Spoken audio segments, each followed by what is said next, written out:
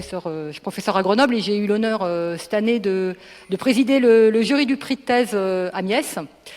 Voilà, et donc j'ai l'honneur de démarrer cette cérémonie en présence de nos trois primés aujourd'hui. Donc en fait, je vais vous parler un petit peu du prix en lui-même pour commencer. Donc on avait il y a un jury, comme vous savez, donc qui a été constitué de 10 membres. Donc ces membres étaient constitués à parité entre des membres du monde académique, des universitaires, et à moitié de membres du monde industriel, et puis aussi à parité hommes-femmes. Voilà, donc le jury du prix de thèse Math Entreprise, il a été créé par Amiès en 2013. Et donc, monsieur le directeur d'Amiès, voilà, ça fait 10 ans cette année que le prix de thèse existe. Voilà, donc en fait sa 10e année. Voilà, et donc son objectif, c'est de promouvoir les thèses de mathématiques qui sont réalisées en collaboration avec une entreprise et ayant des retombées directes pour celle-ci. Voilà, donc ce prix, il est parrainé par les sociétés savantes, la SFDS, la SMAI et la SMF. Alors donc, par ce prix de thèse, il faut comprendre que nous récompensons à la fois des innovations théoriques et à la fois des innovations dans l'entreprise. Voilà, donc innovation théorique, en général, on sait ce que c'est, des publications, etc. Et puis innovation dans l'entreprise, ça peut être des brevets, des logiciels, etc.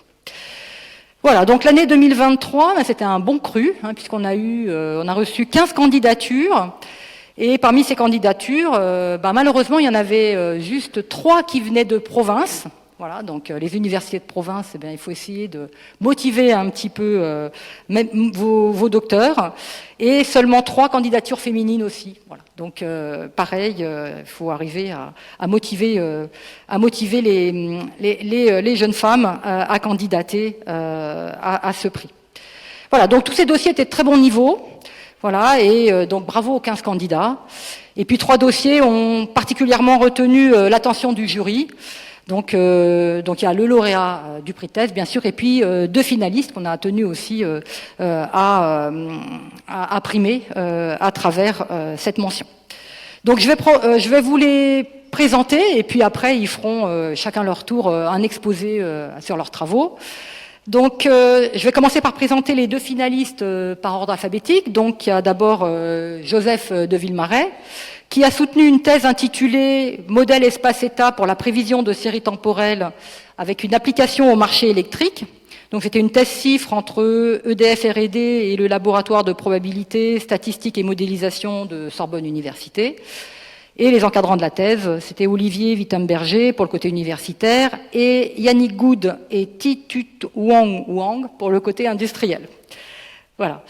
Donc en fait, de quoi ça parlait donc avec des méthodes qui mélangeaient des aspects statistiques et d'apprentissage par réseau de neurones, cette thèse ambitionne de prévoir la prévision de la consommation électrique à différentes échelles, donc échelle nationale, les clients EDF, le réseau de distribution, mais aussi de prévoir la consommation nette, et ça inclut la production d'énergie renouvelable. Donc, sachant que les réseaux électriques sont de plus en plus intelligents, vous entendez parler des smart grids, mais aussi de plus en plus instables, donc Joseph de Villemaret a dû développer des méthodes automatiques et multi-échelles qui sont désormais utilisées dans plusieurs secteurs du groupe EDF. Voilà, donc le jury a particulièrement apprécié donc l'excellence scientifique de vos travaux, à la fois sur le plan mathématique que sur leurs applications au système électrique et puis la mise en ligne d'un logiciel.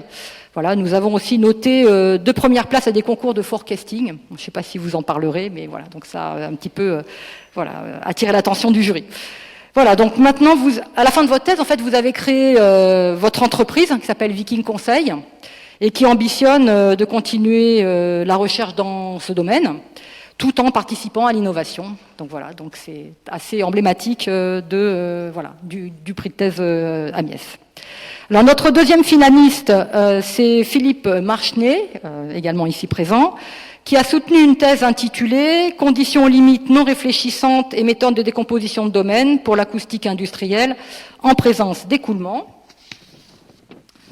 Donc là, c'est à nouveau une thèse CIFRE entre Siemens Digital Industry Software et les universités de Lorraine et de Liège, donc avec les laboratoires, l'Institut Élie Cartan et puis l'Institut Monteflore à Liège. Donc c'est un de nos 3 provinciaux, voilà, donc c'est très bien. Donc les encadrants de la thèse étaient Xavier Antoine et Christophe Guezed pour les universités et Adrien Berriot côté industriel, c'est bien ça. Ouais. Voilà, donc là, bon, c'est du calcul scientifique maintenant. Donc la thèse s'intéresse à la simulation par élément fini d'aéroacoustique haute fréquence dans des milieux hétérogènes avec géométrie complexe. Donc une application de la thèse concerne la simulation d'un turboréacteur d'avion, la méthode pouvant s'appliquer à d'autres types de véhicules. Et la méthode repose en partie donc sur l'approximation de l'opérateur Dirichlet-Huneman, donc je pense que les spécialistes apprécieront. Voilà, donc c'est un opérateur qui opère les conditions de transmission entre différents domaines, entre 2 domaines, quand on utilise une décomposition de domaines, quand la géométrie est complexe, ce qui est le cas ici. Voilà, donc le jury a apprécié la définition de nouveaux outils numériques dans un cadre qui est quand même très difficile, qui ont été validés tant sur le plan scientifique que sur celui de leur intégration dans les logiciels de l'entreprise, ainsi que la mise en ligne de logiciels open source. Voilà. Donc le jury a aussi été impressionné par le caractère haute performance des calculs pour des simulations de très grande taille, avec une utilisation de 20 000 cœurs pour la parallélisation du code de calcul. Voilà, donc à la suite de votre thèse, vous avez été embauché dans l'entreprise comme ingénieur recherche et développement. Voilà, et enfin pour notre 3e primé, donc pour le prix de thèse, donc notre lauréat c'est Guillaume Dalle, qui a soutenu une thèse intitulée Apprentissage automatique et algorithmes d'optimisation combinatoire avec application à la planification ferroviaire. Donc il s'agit d'une thèse en collaboration avec la SNCF, donc SNCF Réseau et SNCF Voyageurs, et le laboratoire Cermix de l'École des Ponts Paris-Tech. Donc les encadrants de la thèse, c'était Frédéric Meunier, Johan de Castro et Axel Parmentier, qui sont à l'École des Ponts. Voilà, donc le sujet, c'était donc par une approche très originale qui combine l'apprentissage statistique et la recherche opérationnelle. Votre thèse s'attaque à des problèmes difficiles, mais néanmoins cruciaux pour l'entreprise et ses usagers de planification ferroviaire. Donc la prédiction de panne sur le matériel. Donc pas plus tard qu'hier soir, j'étais encore en panne en gare de Grenoble en attendant le train s'il y avait une panne électrique. Voilà. Donc on est tous concernés par le sujet. La propagation des retards lors d'une situation perturbée, voilà, en cascade, et puis l'allocation des voies. Voilà, donc nous sommes tous concernés par le sujet, par les applications de la thèse. Donc le jury a particulièrement apprécié la densité et la profondeur des contributions qui couvrent toute la chaîne entre les apports théoriques de la thèse, en utilisant une grande variété de méthodes, ça aussi ça a été vraiment remarqué, et des outils, qui vont des outils statistiques, il y a de l'optimisation convexe, de l'optimisation combinatoire, donc des développements numériques conséquents, avec également des réalisations de librairies de calcul open source, et des applications sur des données réelles de la SNCF. Voilà, donc on a noté aussi un brevet, puis la participation à un challenge. Bon, voilà. Donc, on sait aussi que vous êtes engagé dans la communauté open source Julia. Voilà. Donc, actuellement, vous continuez la recherche en machine learning, en apprentissage, en tant que postdoctorant à l'Université Polytechnique Fédérale de Lausanne. Voilà, donc c'était pour la présentation de notre lauréat et nos 2 finalistes de cette année. Donc maintenant, je vais leur donner la parole chacun leur tour. On va commencer par les finalistes. Et c'est Philippe, je vais pas arriver, excusez-moi, je vais écorcher votre nom, Marchenet, qui va commencer. Bonjour à tous. Alors, je suis Philippe Marchner, je suis, comme vous m'avez parfaitement présenté, je suis ingénieur de recherche chez Siemens Digital Industry Software. Et je suis ravi d'être ici aujourd'hui pour vous présenter mes travaux de thèse. Et je voudrais remercier tout d'abord l'organisation, tous les organisateurs de cette journée, ainsi que le jury pour m'avoir invité à présenter mes travaux. Donc c'est une thèse qui a été réalisée grâce au dispositif CIFRE, où j'ai été encadré par Siemens et monsieur Adrien Berriot. Et aussi cette thèse a bénéficié d'une co-tutelle de thèse sous la direction de Xavier Antoine à l'Université de Lorraine et sous la direction de Christophe Guezed à l'Université de Liège. Alors pour commencer, j'aimerais vous donner un peu de contexte industriel de la thèse et essayer d'amener progressivement vers la problématique qui a été posée au début de cette thèse. Donc chez Siemens, on essaie de réduire la propagation, on essaie de simuler la propagation du bruit dans l'industrie des transports et notamment réduire donc on aimerait réduire le bruit.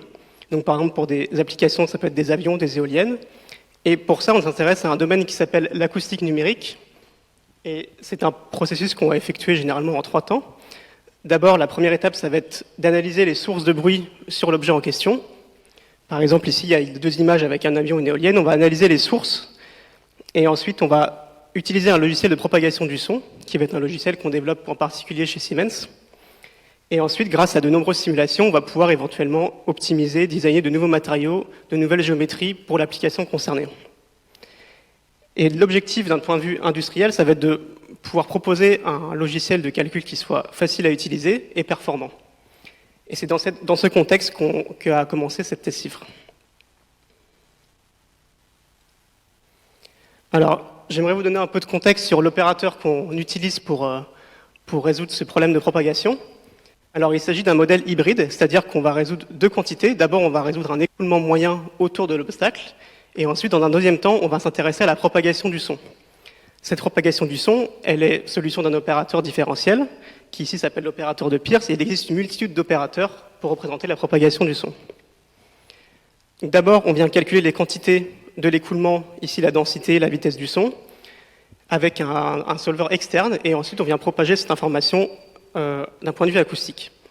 Ici, on s'intéresse à des problèmes qui sont à fréquence fixe, donc c'est des problèmes qu'on dit harmoniques en temps, et c'est des problèmes qui sont intéressants dans le cas de bruit tonal de pales de turboréacteurs, par exemple, et c'est aussi des problèmes qui posent des difficultés mathématiques particulières, car on a des solutions qui sont très oscillatoires, qui sont non locales, et qui sont fortement indéfinies avec la fréquence. Pour vous donner une idée de à quoi ressemble une solution d'un tel opérateur, ça peut être tout simplement le bruit, on va dire un point source qui se propage dans un écoulement comme un effet Doppler. Et on résout ce problème à une fréquence fixée. Et on va avoir des effets de convection, de régulation de la longueur d'onde avec la fréquence.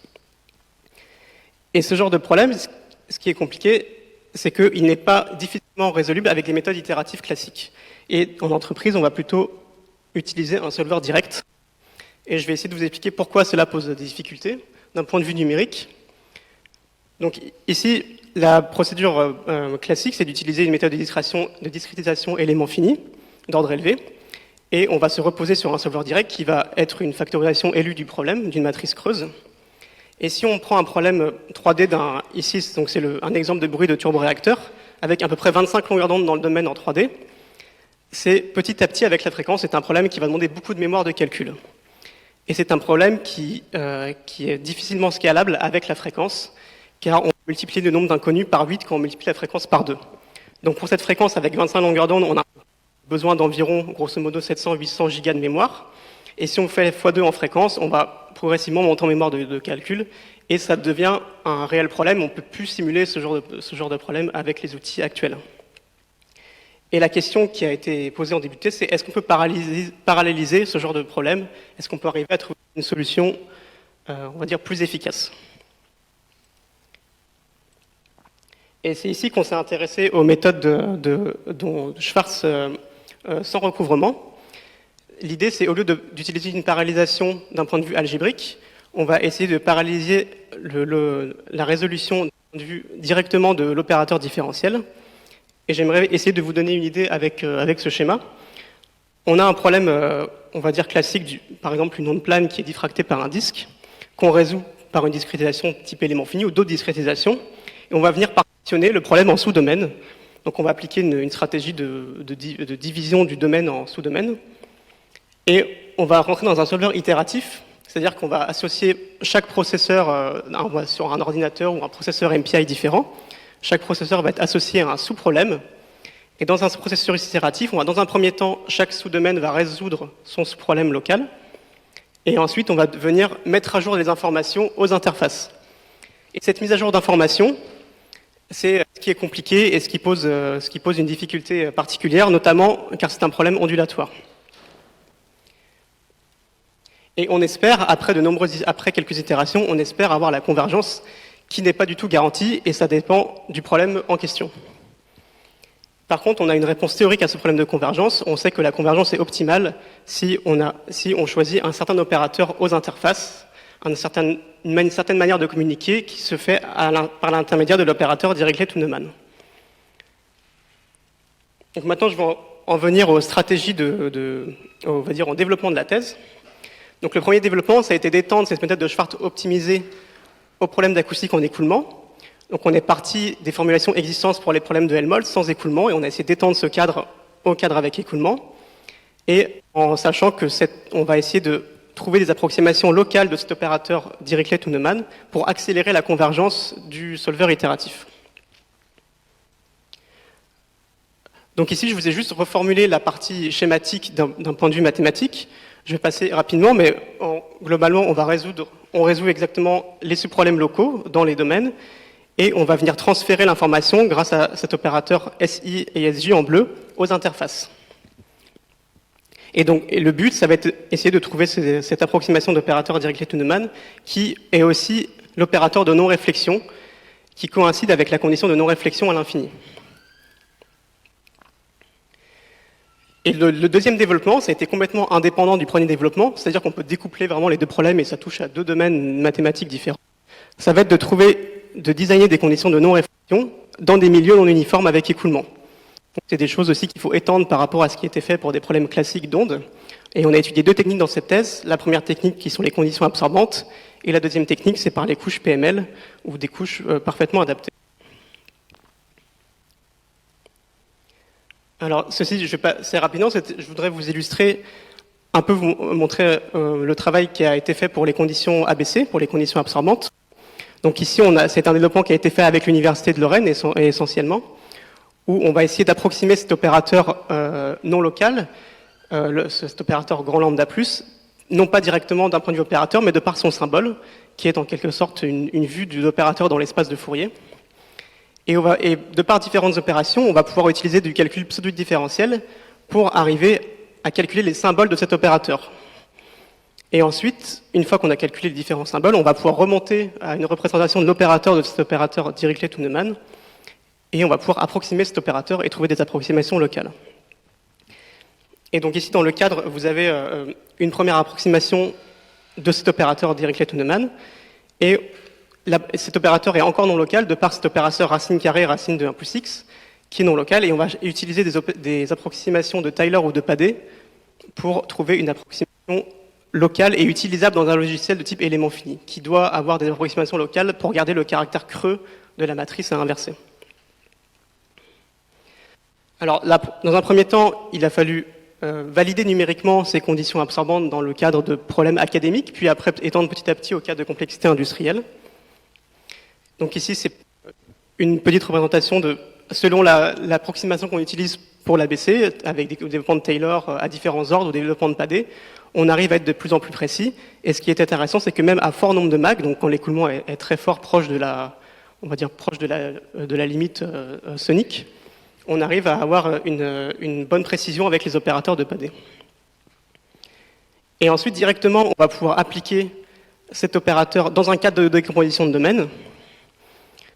Et ici, je vous ai présenté un problème aussi académique où on partitionne le domaine par des sous-domaines de disques concentriques. Et ici, c'est un cas académique où il est plus facile d'étudier la convergence des opérateurs, plus précisément comprendre ce qui se passe. Et encore une fois, avec cette illustration, on comprend qu'avec les conditions de Padé, on arrive plus précis.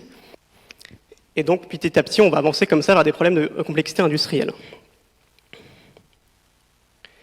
Alors maintenant, je pense que j'ai quelques minutes qui me restent. Très bien. Je vais vous montrer quelques applications industrielles, on va dire les cas concrets chez Siemens qui ont été résolus. Donc chez Siemens, on s'intéresse au bruit de turboréacteur, donc soit de l'avant, soit de l'arrière du turboréacteur. Et donc on a essayé d'attaquer les deux problèmes. Donc ici, je vous ai représenté l'écoulement qui est le nombre de Mach de l'avant du réacteur à gauche et de l'arrière à droite. Et ça représente des écoulements assez complexes pour ensuite y propager le son. Et donc, dans un premier temps, il a fallu mettre en place le problème aux limites avec les différentes conditions limites pour modéliser correctement la physique, que ça soit représentatif d'un cas industriel. Et donc, à partir de là, on a mis en place la méthode de décomposition de domaine. Et ici, on a utilisé une méthode pour partitionner le domaine avec un partitionneur automatique. Et ça, c'est quelque chose qui a posé des difficultés techniques, car maintenant les partitions sont arbitraires avec des géométries complexes et les conditions absorbantes et les approximations de l'opérateur d'Étienne sont moins efficaces. Et donc il a fallu étudier comment, on va dire, comment sortir et quel est l'effet de ce partitionnement qui est plus complexe, mais qui est néanmoins nécessaire si on va avoir un solver qui soit complètement automatique et si on va avoir une bonne charge de travail entre les différents processeurs, entre les différents sous-domaines.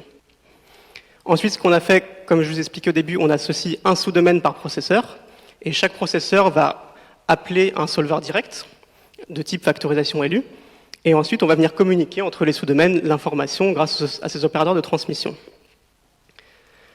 Donc pour le premier cas avec 25 longueurs d'onde, avec le problème du turbofan, avec un solver direct, on a besoin d'à peu près 700-800 Go de RAM, et on va pouvoir paralléliser complètement, enfin pas complètement, mais de très bonne manière en montant en sous-domaine. Ce qui, le coût en plus, ça va être le nombre d'itérations qu'on va devoir effectuer, qui va augmenter avec le nombre de sous-domaines. Mais par contre, en mémoire, c'est très intéressant, car on peut directement utiliser cet algorithme sur des architectures HPC, avec, si on peut monter sur 128 sous-domaines, où on peut avoir très peu de mémoire par sous-domaine, et ça qui est intéressant par rapport aux architectures modernes d'ordinateurs actuellement.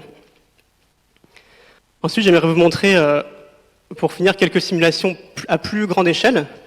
Donc ici, c'est une simulation qu'on a pu faire à 5 fois la fréquence de calcul par rapport au problème initial. Donc on est à 125 longueurs d'onde.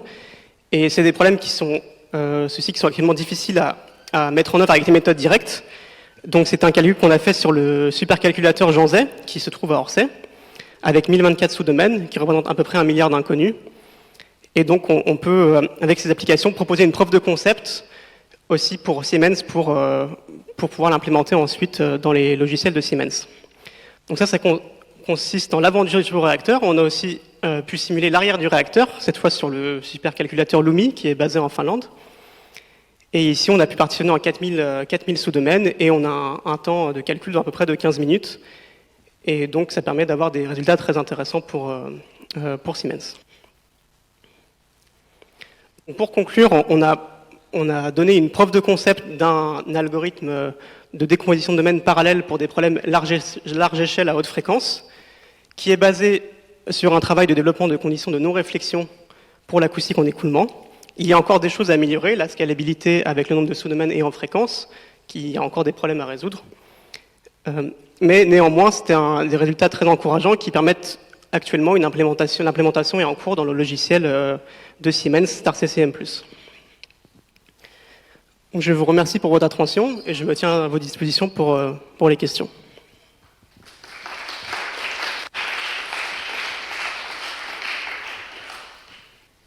Merci de l'introduction. Donc effectivement, comme vous l'avez bien introduit, j'ai réalisé ma thèse à Sorbonne Université avec Olivier Vintemberger et à EDF avec Yannick Goud et Titu Huang. Et en fait, j'ai travaillé essentiellement sur la prévision de la consommation électrique, prévoir la consommation à l'échelle nationale, par exemple demain à 16 h, prévoir qu'on va consommer 50 gigawatts pour pouvoir définir le planning des centrales. Alors ça, en fait, c'est important parce que, comme vous le savez sans doute, l'électricité, ça se stocke pas. Et donc, il faut prévoir en permanence ce qui va être consommé pour pouvoir produire en fonction, plutôt que de s'ajuster au fil de l'eau, c'est-à-dire toutes les 10 secondes, changer le planning des centrales. Et donc, c'est important de prévoir le plus précisément possible et le plus en amont possible ce qui va être consommé. Donc, si je décris graphiquement quel est le problème, donc on cherche à prévoir ce que j'appelle une série temporelle, donc par exemple la consommation électrique. Là sur la gauche, vous avez le graphe de la consommation française, donc de toute la France depuis 2012 jusqu'à 2020. Donc on voit un profil saisonnier avec une consommation plus élevée en hiver par exemple, parce qu'on se chauffe. Et ça c'est dû essentiellement à la météo, donc c'est ce qu'on voit sur le graphe de droite, donc où j'affiche la consommation en fonction de la température. Et on voit que en dessous de par exemple 18 degrés, plus il fait froid et plus on consomme parce qu'on se chauffe. Donc ça, c'est la variable explicative la plus importante, c'est l'aspect météorologique. Et l'autre qui est très importante, c'est le calendrier. C'est-à-dire, par exemple, si on veut prévoir demain après-midi, on va prévoir que c'est un mercredi, que c'est en octobre, qu'il est 16 h, etc. Donc ça, c'est le deuxième point important dans les variables explicatives à considérer. Et donc formellement, on prévoit un certain YT, connaissant des variables explicatives que je mets dans un vecteur xt. Et alors, quel est le contexte dans lequel ma thèse s'inscrit ? puisque vous vous doutez bien qu'à EDF, il y avait un certain nombre de personnes qui bossaient sur le sujet avant que j'arrive. Il y a une équipe d'une vingtaine de chercheurs à la R&D qui travaillent là-dessus depuis sans doute la création d'EDF. Ce que faisait EDF, en fait, c'est qu'il faisait des modèles fixes au cours du temps. C'est-à-dire qu'il calibrait un modèle, par exemple, en août, et ensuite il l'exploitait pendant toute une année avant de recalibrer un nouveau modèle. Alors il y avait des petites spécificités, ils faisaient des correctifs quand même de court terme, etc. Mais globalement, ils avaient un modèle, on va dire moyen terme, qui calibrait tous les ans et ensuite qu'ils exploitaient.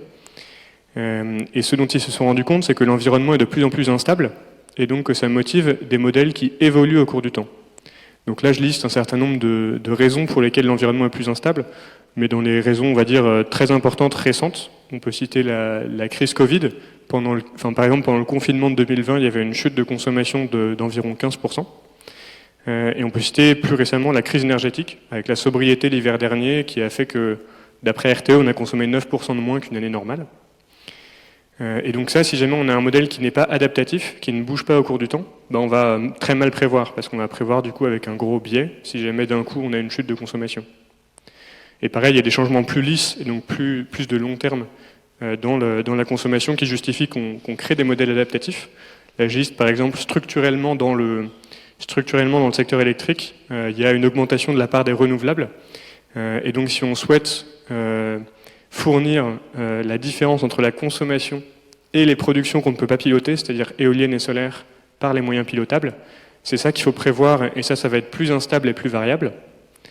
De même, on souhaite prévoir de plus en plus à une échelle assez petite. Donc plutôt que prévoir à l'échelle de la France, on veut prévoir à l'échelle d'une région, d'une ville ou même à l'échelle d'un consommateur individuel. Les évolutions des usages, l'exemple classique, c'est le véhicule électrique. Donc pour l'instant, ça a une consommation qui est assez marginale, mais à long terme, il est prévu que ça ne le soit plus. Et vous n'êtes pas non plus sans savoir que le secteur électrique a été mis en concurrence. C'est-à-dire que EDF n'est plus le seul fournisseur d'électricité. Et donc prévoir la somme des consommateurs d'EDF aujourd'hui, c'est pas comme prévoir il y a 10 ans la somme des consommateurs d'EDF. Et donc très schématiquement, qu'est-ce qu'on a pu mettre au point pendant ma thèse? On a essayé de mettre au point des modèles qui évoluent au cours du temps, tout en repartant des modèles qui préexistaient. C'est-à-dire qu'on n'est pas reparti de rien pour créer un nouveau modèle, mais on a pris des modèles qui étaient déjà en opérationnel à EDF et on s'est demandé comment on pouvait les adapter. Et donc schématiquement, on va dire que le modèle historique, c'était les étapes 1, 2 et 4 de ce diagramme. Donc depuis les variables explicatives tout en haut, donc la météo, le calendrier par exemple, jusqu'à la prévision tout en bas. On a d'abord des pré-traitements, donc par exemple on sélectionne les variables importantes, on comble les valeurs manquantes, etc. Puis on sélectionne un modèle statistique ou de machine learning, comme ce qui est beaucoup utilisé à EDF, c'est le modèle additif généralisé, donc c'est une sorte de régression linéaire, mais avec des non-linéarités. Mais ça peut aussi être des réseaux de neurones, enfin tout un tas de modèles. Et à la fin, c'est fréquent d'avoir des corrections typiquement opérationnelles. Donc si jamais on sait que le 28 octobre c'est la finale de la Coupe du Monde de rugby, et ben, peut-être que tout le monde sera sur sa télé et donc il y aura moins de consommation parce que la télé ça consomme moins que par exemple faire tourner les industries. Et donc ça c'est des post-traitements qui peuvent être appliqués par les opérateurs. Et nous on se situe juste après la modélisation statistique et on veut ajouter une brique d'adaptation. Donc on veut partir d'un modèle qui existait, donc par exemple le modèle GAM ou un réseau de neurones, et on veut l'adapter au cours du temps. Et pour ça, on va reposer sur des processus stochastiques, et typiquement des modèles espace-état. C'est ce que je vais décrire brièvement. Donc formellement, en fait, si jamais je compare le cadre classique que j'appelle offline, c'est-à-dire hors ligne, par rapport à un cadre que j'appelle online ou adaptatif, l'idée, c'est qu'on a accès instant par instant à de nouvelles données.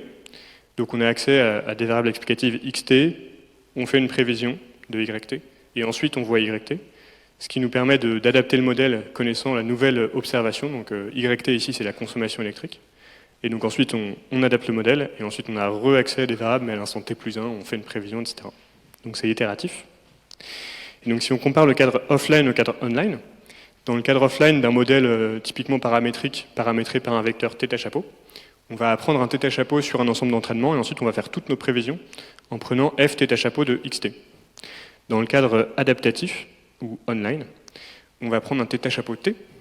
Ça se voit peut-être pas très bien, mais il y a une couleur. Donc il y a un θ-chapeau t, Et le but, c'est de mettre à jour petit à petit un certain θ chapeauté de sorte à prévoir un f θ chapeauté de xt. Et donc l'exemple classique, qui est assez proche de ce qu'on a fait pendant la thèse, c'est de faire une descente de gradient en ligne, c'est-à-dire à chaque étape t, on subit une perte, par exemple la perte quadratique, mais il peut y avoir d'autres choses.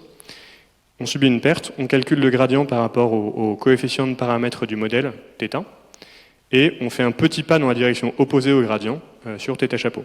Ça nous donne un nouveau modèle à l'instant t plus 1 qu'on peut appliquer pour faire une prévision à l'instant t plus 1. Donc si je donne des exemples typiques, imaginons que notre modèle de départ ce soit une régression linéaire. Donc la consommation est une combinaison linéaire des variables explicatives xt.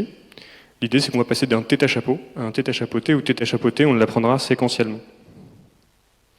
Et donc dans le cadre que considère souvent EDF, ils utilisent souvent des modèles gamme. Donc ils modélisent la consommation YT comme une somme d'effets.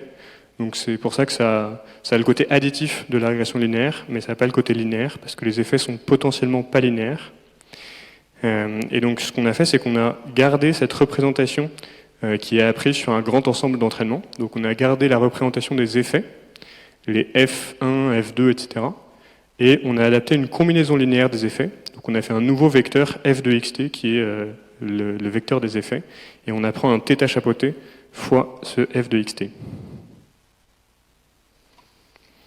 Alors pour faire ça, on s'est reposé sur des modèles qui sont préexistants depuis un bon moment, qui sont les modèles espace-état, dans le cadre précis des modèles linéaires gaussiens. Donc ça suppose que notre θt, en fait, on fait une hypothèse stochastique sur la manière dont il évolue. On suppose qu'il évolue comme une marche aléatoire, à chaque étape on lui ajoute un bruit gaussien, centré et indépendant des bruits précédents, dont la matrice de covariance Qt est le paramètre principal du modèle en fait. C'est-à-dire que plus Qt est grand, et plus on suppose que le modèle évolue vite, plus on suppose que l'environnement évolue vite, et donc plus notre modèle sera réactif. Finalement, ce Qt, on peut l'interpréter comme la vitesse d'évolution du système, qui sera aussi la vitesse de réactivité de notre modèle. Et donc, l'essentiel de ma thèse, en fait, ça a été de trouver des bonnes méthodes de calibrer ce paramètre, donc ce paramètre Qt, qui détermine la vitesse avec laquelle on adapte les modèles au cours du temps. Donc, une fois qu'on a paramétré ces variances, sigma t carré et Qt, on se repose sur quelque chose qui existe depuis les années 50, qui est le filtre de Kalman. C'est-à-dire qu'on sans rentrer dans le détail de toutes ces formules, si jamais notre modèle espace-état est bien vérifié, on sait que la distribution a posteriori de l'état, donc sachant toutes les observations passées, sera une gaussienne dont on connaît l'espérance et la variance. Et donc c'est donné par ces formules qui sont récursives et qui sont très efficaces parce qu'il n'y a pas de multiplication ou d'inversion matricielle, seulement vecteur-matrice ou vecteur-vecteur. Mais du coup, ce qu'on note ici, c'est que ça dépend assez crucialement de ces variances, sigma t carré et qt, et donc il faut travailler pas mal pour les optimiser. Ce qu'on a beaucoup considéré dans ma thèse, c'est la correspondance entre le filtre de Kalman et un algo de descente de gradient. C'est-à-dire que si on regarde, par exemple, la deuxième ligne de ces équations, on voit que θ chapeauté, on peut l'interpréter comme, cette mise à jour de θ chapeauté, on peut l'interpréter comme une étape de descente de gradient. C'est-à-dire entre les parenthèses, vous retrouvez le gradient de la perte quadratique, θ chapeauté xt moins yt au carré. Et donc on peut voir l'estimation de θ chapeau comme un algo de descente de gradient de second ordre. C'est-à-dire qu'avant le gradient, on n'a pas un scalaire, mais on a une matrice, pt sachant t, qui est l'incertitude qu'on a autour de l'état, et qui nous, du coup, calibre un algo de descente de gradient. Et donc là, je liste différentes façons de calibrer ces variances qu'on a mises au point pendant ma thèse. Donc on a pas mal étudié un cadre dégénéré qu'on appelle statique, dans lequel Q est nul, et donc c'est comparable à un algo de descente de gradient dont le pas de gradient décroît au cours du temps vers 0. Le cadre qui nous a le plus intéressé, évidemment, c'est quand Q n'est pas nul, donc c'est dynamique, avec des variances constantes, donc Qt égale Q, sigma t carré égale sigma carré, auquel cas le pas de gradient est borné, inférieurement et supérieurement. Et enfin, le cadre qui nous a beaucoup occupé à la fin de ma thèse, et qui a donné du coup le nom de mon entreprise dont vous parliez tout à l'heure, c'est le cadre où on traque les variances. Donc variance tracking, c'est qu'on estime les variances au cours du temps, en même temps que l'état θt. Alors là, c'est peut-être pour vous donner une interprétation de comment les coefficients évoluent au cours du temps, plutôt que de parler de plutôt que parler avec des équations, donc voir comment les coefficients peuvent évoluer. Donc on voit ici les différents cadres, dans lesquels à gauche par exemple on a le cadre dégénéré dont je parlais, où Q est nul et où les coefficients évoluent très lentement, comme 1 sur T. Et le cadre de droite, c'est un cadre du coup où on autorise les coefficients à aller beaucoup plus vite, où on a pris QT qui est positif. Je pense que je ne vais pas rentrer dans le détail de la définition d'une rupture, mais juste pour dire que on a modélisé pendant ma thèse le Covid comme une rupture.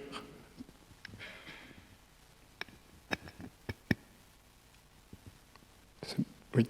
On modélise du coup le Covid comme une rupture que je représente ici, donc une marche dans notre marche aléatoire. À un instant T, on a supposé que le confinement représentait un changement brutal de l'état. Donc c'est comme ça qu'on a pu modéliser le Covid pendant ma thèse, donc l'évolution du modèle pendant le confinement. Et ensuite, donc, pendant une bonne partie de ma thèse, on a essayé d'appliquer à pas mal de jeux de données différents pour prouver que cette approche était générique à différents cadres, essentiellement dans le marché électrique, mais du coup différents cadres d'adaptation, c'est-à-dire que ce que j'ai pas mentionné, c'est que les opérationnels, par exemple, ils adaptent pas les modèles tous les jours. Ils peuvent ne pas avoir les données tous les jours et donc ne pouvoir l'adapter que toutes les semaines ou tous les mois. Donc on a prouvé que c'était générique pour ce cadre-là. On a appliqué nos données, on a appliqué nos méthodes sur différents pays, donc entre autres dans 2 compétitions, donc évidemment les données françaises, les données internes à EDF, des données britanniques également. On a appliqué à différentes échelles parce que, comme je disais au départ, petit à petit, on a de plus en plus envie de prévoir à une échelle plus locale, parce que vous le savez sans doute aussi, mais l'électricité on a des pertes en ligne plus on transporte l'électricité. Donc c'est bien de prévoir localement pour essayer de produire aussi localement. Et enfin, on a appliqué notre méthode non seulement à la demande brute, donc la consommation, la somme des consommations de la France demain, mais également à la demande nette, donc faire la soustraction entre la consommation et les productions qu'on ne maîtrise pas, donc éoliennes et solaires, puisque les moyens pilotables conventionnels sont employés pour atteindre cette demande nette. Et donc le résultat, c'est que ça fonctionne. On obtient de bons résultats, entre autres sur le cas d'usage d'EDF. Donc EDF l'applique maintenant en opérationnel pour prévoir la consommation de demain, par exemple. Et enfin, pour conclure, j'ai soutenu ma thèse donc en juin dernier. Et suite à ma thèse, j'ai créé une entreprise, puisque justement les méthodes étaient employées en opérationnel à EDF. Je me suis dit que ça valait le coup de continuer à les développer. Et du coup, je prolonge globalement ma thèse en ayant une partie recherche pour améliorer ce que j'ai fait en thèse et une partie d'application où j'applique mes méthodes dans des entreprises qui dépendent beaucoup de prévisions dans le secteur énergétique. Merci de votre attention et je suis disponible pour des questions.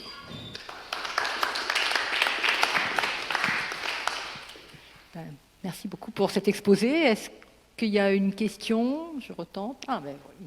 Oui. Merci Joseph pour l'exposé. Je me demandais quelle est la dimension typique de tes variables explicatives et le nombre typique d'effets dans ton modèle additif. Merci de ta question. En fait, ça dépend beaucoup des cas d'usage, mais ça fonctionne surtout bien quand les dimensions sont petites. C'est-à-dire que l'optimisation des variances, typiquement dans le cas constant, ce sont des fonctions qui prennent du temps à être exécutées. Et du coup, dans les cas d'usage, c'est plutôt de l'ordre d'une dizaine ou de quelques dizaines. Donc le vecteur xt de cet ordre-là. Ok, merci. Je vous propose d'enchaîner, puisque le temps étant compté. Donc merci encore, et puis bravo aussi pour ces travaux. Merci. Bonjour tout le monde. Désolé, c'est le pire créneau possible. Le vendredi à 16h30, on a tous envie de rentrer. Donc je ne vais pas m'éterniser. Moi, c'est Guillaume. J'ai fait une thèse avec la SNCF et je suis actuellement postdoctorant à l'EPFL. Et mon but aujourd'hui, c'est pas tellement de vous parler de maths, c'est d'essayer de vous faire comprendre pourquoi des problèmes concrets peuvent donner lieu à des abstractions mathématiques qui ensuite se traduisent en code open source. Donc c'est un peu ça le fil directeur de ma thèse. Alors, comme il se doit, on commence par des remerciements. J'ai pu effectuer cette thèse grâce à l'encadrement d'Axel et Johan à l'école des ponts et au financement du corps des ingénieurs des ponts.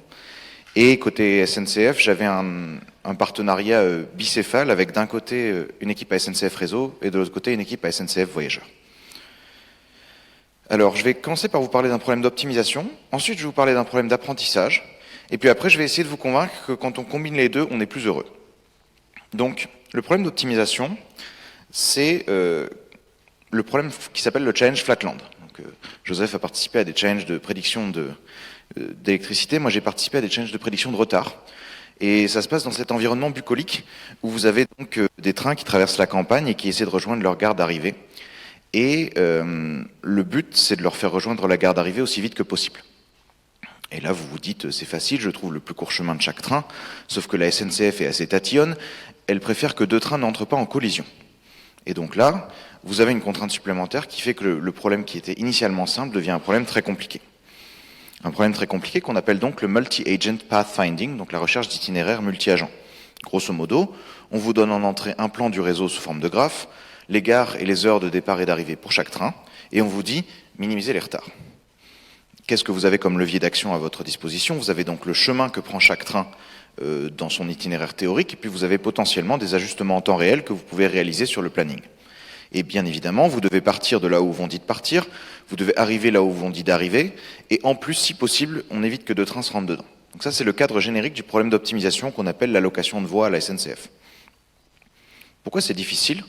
S'il n'y avait pas cette contrainte d'absence de collision, on pourrait dire chaque train vit sa vie indépendamment, trouve son chemin, et on n'a pas de problème. Avec cette contrainte de non-collision, on obtient un problème qui est NP difficile, autrement dit, il n'y a pas d'algorithme qui le résout dans un temps raisonnable. En plus, le réseau SNCF est de très grande taille. En plus, le trafic est extrêmement dense, surtout en région parisienne. Donc, la vie est plus difficile qu'il n'y paraît. Ce qu'on a essayé de contribuer là-dessus, c'est une formulation générique de ce problème qui inclut la version SNCF, mais pas seulement, qu'on a ensuite implémenté dans des algorithmes de planification et, vous m'avez vu venir, dans des packages de code open source. Alors, la formulation générique, à quoi elle ressemble? Je ne vais pas prononcer beaucoup de gros mots, mais là, il y en a un, c'est la notion de programme linéaire. En gros, c'est une formulation d'un programme d'optimisation sous une forme qu'on aime bien parce qu'elle est souvent assez rapide à résoudre. Donc ici, si on appelle T les trains et P les chemins, P comme path, on voit que le multi-agent pathfinding, on peut le formuler sous la forme suivante. On a un vecteur de variable V, tel que pour chaque train et chaque chemin, on va dire que VTP égale 1 si le train T prend le chemin P. Et sinon, VTP égale 0. Ça, c'est notre variable binaire. Et ce qu'on va chercher à minimiser, c'est une fonction de coût qui est la somme pour tous les trains et tous les chemins du coût du chemin sélectionné par le train, sous 2 contraintes. D'une part, chaque train ne prend qu'un seul chemin. Là aussi, la SNCF était super stricte. J'ai demandé est-ce qu'on peut dédoubler, ils ont dit non. Deuxième contrainte, pas de collision entre les trains. Tout ça pour vous dire que ça se formule bien d'une façon générique, et l'intérêt de cette formulation générique, c'est que ça permet de généraliser à des problèmes qui ne sont pas ceux de la SNCF. Donc ici, par exemple, ce sont des problèmes d'un set de benchmark assez connu pour le multi-agent pathfinding, qui inclut des labyrinthes, mais aussi des plans de ville ou même des plans de jeux vidéo. Donc en fait, une fois qu'on prend un peu un pas de recul sur le problème concret qu'on rencontre, on se rend compte que dans d'autres pans de la littérature, par exemple ici beaucoup de littérature en robotique, il y a des gens qui rencontrent des problèmes similaires et dont on peut s'inspirer des différentes approches.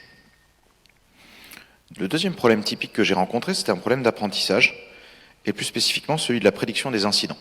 Donc si vous voulez, le problème d'optimisation, c'était un problème court terme où chaque jour ou chaque semaine, on essaie de prévoir les itinéraires de nos trains. Ici, c'est un problème plus long terme où on a un historique des journées passées avec les décisions prises en termes de gestion du trafic et aussi les aléas qui sont survenus, les pannes, les retards et les incidents. Et notre objectif, c'est d'anticiper 2 types de retards. Les retards primaires qui sont vraiment les causes premières d'incidents, typiquement le train qui tombe en panne, et les retards secondaires qui sont dus aux interactions sur le réseau. Typiquement, le train devant moi tombe en panne, je ralentis, je m'arrête. Et à travers ça, ce qu'on veut, c'est mieux comprendre la dynamique de notre réseau ferroviaire pour, du moins on l'espère, construire des plannings qui soient un peu plus résilients face à l'incertain. Pourquoi c'est difficile?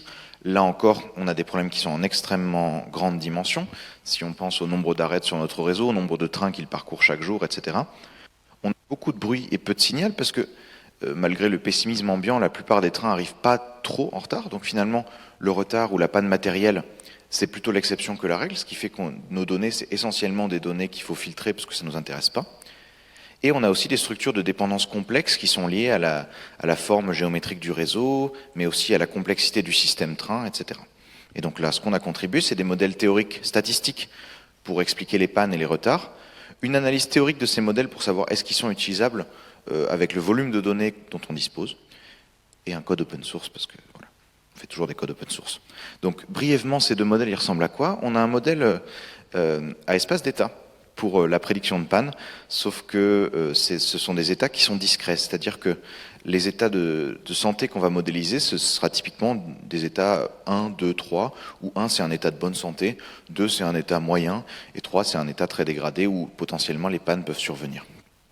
Sauf que ces états, ils sont influencés par l'activité du train. Et nous, ce qu'on a choisi de postuler comme hypothèse, c'est que l'activité du train, typiquement le nombre de kilomètres parcourus, le nombre de gares où il s'arrête, ça va engendrer une accélération du temps. Autrement dit, si le train parcourt plus de kilomètres, c'est comme s'il vivait plus vite, plus intensément, et donc en particulier, il se dégrade de façon plus rapide. Et donc ça va modifier la vitesse à laquelle notre modèle à espace d'état évolue. En termes techniques, sa matrice de transition de la chaîne de Markov. Et ensuite, selon l'état, notre train, il va générer différentes observations, parce que cet état de santé, c'est une abstraction, on ne le voit pas. Ce qu'on voit, c'est les messages que nous envoie notre train tous les jours en disant quelqu'un a ouvert ma porte, quelqu'un a activé mon moteur. Sauf que ces messages, il y en a qui sont banals, et il y en a qui sont inquiétants. Et a priori, on ne sait pas lesquels sont lesquels. Donc ce modèle-là nous permet d'extraire finalement, à partir d'une masse de messages et de contextes un peu bruts, quels sont les profils de messages qui relèvent d'un état dégradé, quels sont les profils de messages qui relèvent d'un état normal. Ça, c'était un modèle de panne. On a aussi fait un modèle de retard qui fonctionne un peu sur le principe de l'effet papillon, où un retard à un endroit du réseau se propage localement en augmentant la congestion sur les arêtes voisines. Et donc on s'est demandé, est-ce qu'on a suffisamment d'historique pour estimer avec précision les paramètres de ce modèle-là? Et on a essayé de trouver une réponse. Notre modèle, il repose sur ce qu'on a appelé la matrice de propagation, qui nous dit en gros, si on a une congestion à un instant T à un endroit, comment elle se déplace localement vers les arêtes voisines. Et ce qu'on a réussi à prouver, c'est que selon différents paramètres de notre jeu de données, l'estimation de cette matrice sera plus ou moins précise. Par exemple, plus la congestion est influente, plus l'erreur va diminuer. Mais à l'inverse, plus les facteurs individuels qui ne dépendent pas justement de cette propagation des retards, plus ces facteurs individuels jouent un rôle important, plus l'erreur va augmenter. De la même façon, si on a plus de trafic, on a plus de données pour estimer notre modèle de propagation. Mais si on a un réseau qui est mieux connecté, en fait, on a plus de paramètres et donc de nouveau l'erreur augmente. Et ce qui est intéressant, c'est de prendre ce pas de recul et d'aborder sous un angle statistique l'estimation de ce modèle pour ensuite retomber sur nos pattes en voyant que les différentes influences des paramètres dans l'erreur statistique correspondent à l'intuition métier qu'on s'en fait. Maintenant, je vais essayer de vous convaincre qu'on est plus heureux quand on combine apprentissage et optimisation. Pourquoi ? Parce qu'avec ce genre de méthode hybride, qu'on a passé beaucoup de temps à développer dans mon laboratoire, l'apprentissage peut informer l'optimisation.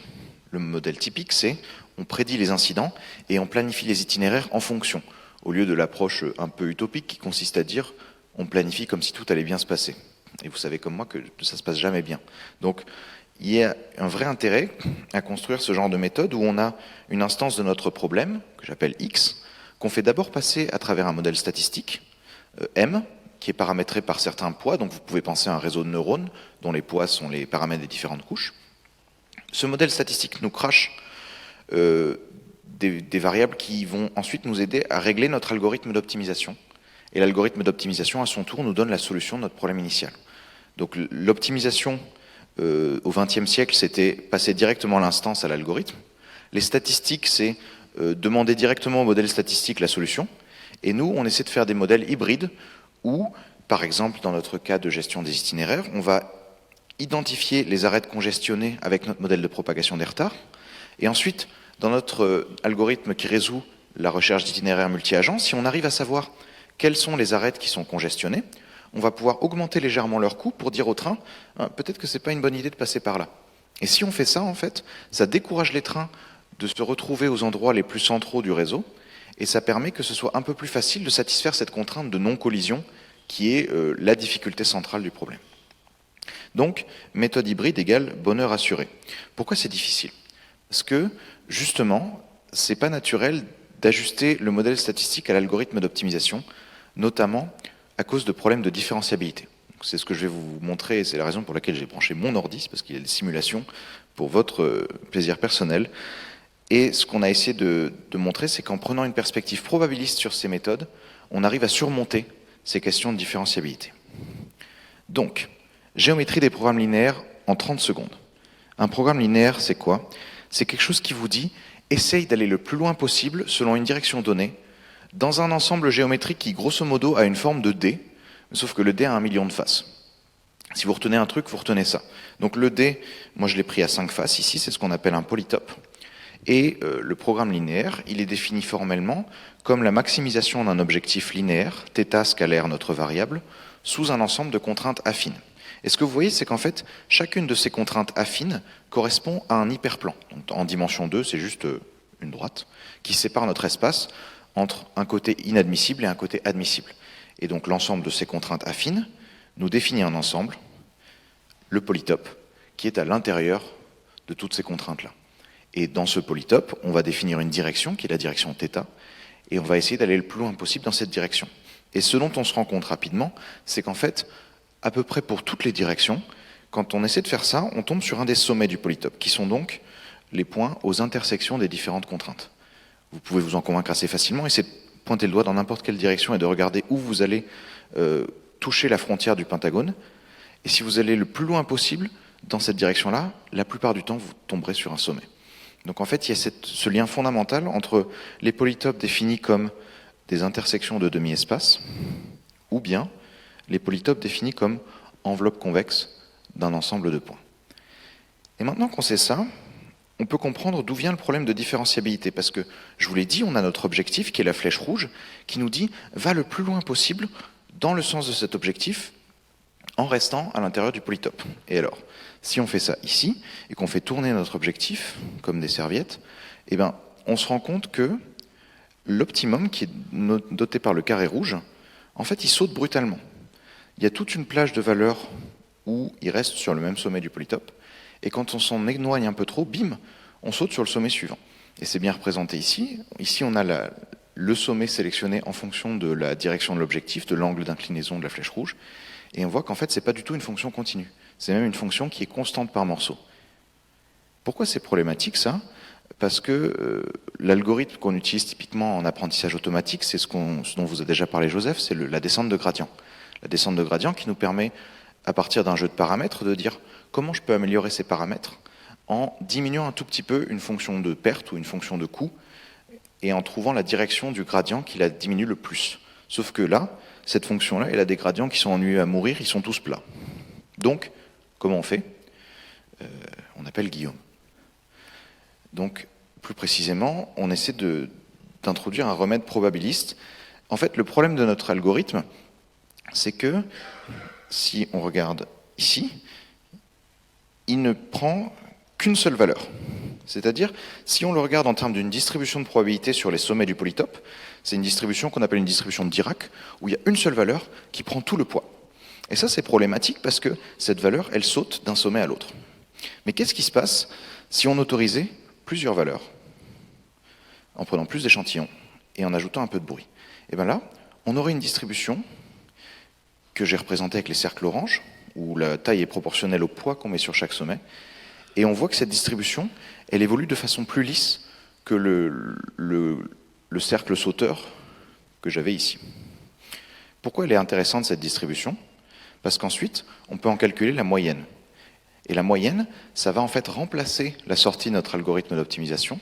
Au lieu d'avoir une sortie de l'algorithme qui va être discontinue, on voit qu'ici, quand on applique ces méthodes-là, la sortie de l'algorithme est beaucoup plus lisse et nous permet en fait de calculer des gradients qui, à leur tour, vont être utilisés dans le mécanisme d'optimisation. Donc l'idée, une fois de plus, on est parti d'un problème très concret, comment on prend des prédictions de retard et comment on les insère dans la recherche d'itinéraire, et on a fait un pas de recul, on s'est dit, tiens, en fait, il y a un problème mathématique sous-jacent qui est plus profond, qui est les algorithmes d'optimisation combinatoire ont des gradients qui ne servent à rien, et comment on peut les approximer pour qu'ils aient des gradients qui soient plus utiles. Voilà, alors ça, c'était des méthodes qui étaient déjà connues, on ne prétend pas à la paternité. En revanche, ce qu'on a fait, c'est qu'on les a unifiés dans un cadre théorique plus agréable, et une fois de plus, on en a présenté une implémentation open source.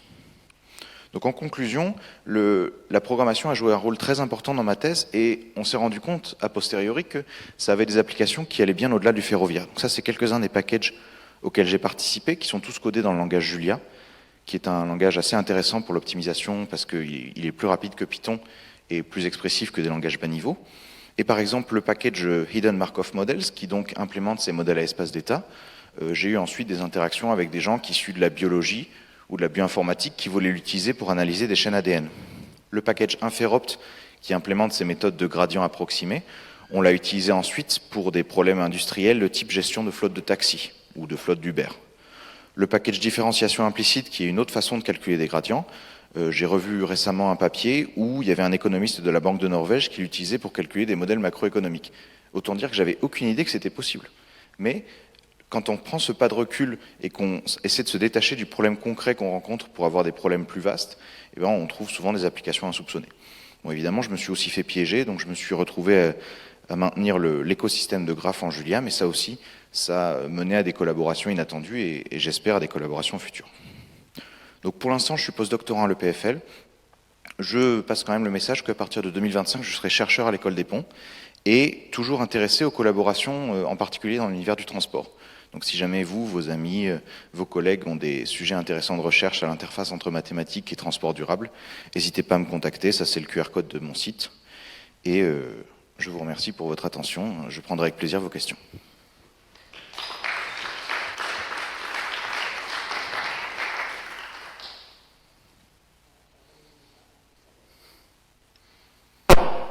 Je crois que c'est bon.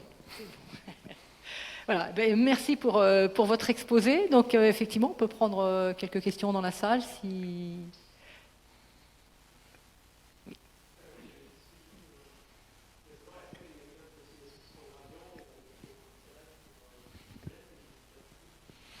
Alors, ça a été testé en fait au départ. Effectivement, c'est ce que mon directeur de thèse utilisait pour ce genre de pipeline hybride où tu combines statistique et optimisation. Le problème, c'est que c'est souvent des méthodes qui passent pas à l'échelle. Et ça marche bien quand tu as des modèles statistiques à peu de paramètres, typiquement des modèles additifs ou linéaires généralisés. Quand tu as des réseaux de neurones où tu peux avoir plusieurs dizaines de milliers de paramètres, ça marche plus très bien et c'est pour ça qu'il faut retomber sur des méthodes de premier ordre où tu as besoin de calculer un gradient. Une autre question ? Non. Et ben, du coup, il me reste à vous féliciter, en tout cas pour ces travaux. Et puis, il faut qu'on conclue cette cérémonie de prix de thèse. On n'a pas répété là, hein, donc...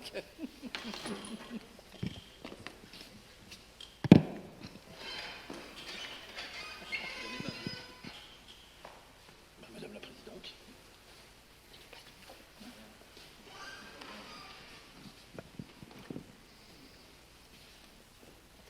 Comment ça, t'as rien à dire au nom d'Agnès, non ? Merci pour cet exposé. Guillaume, au nom d'Agnès, je te remets le chèque qui revient au lauréat et toutes mes félicitations.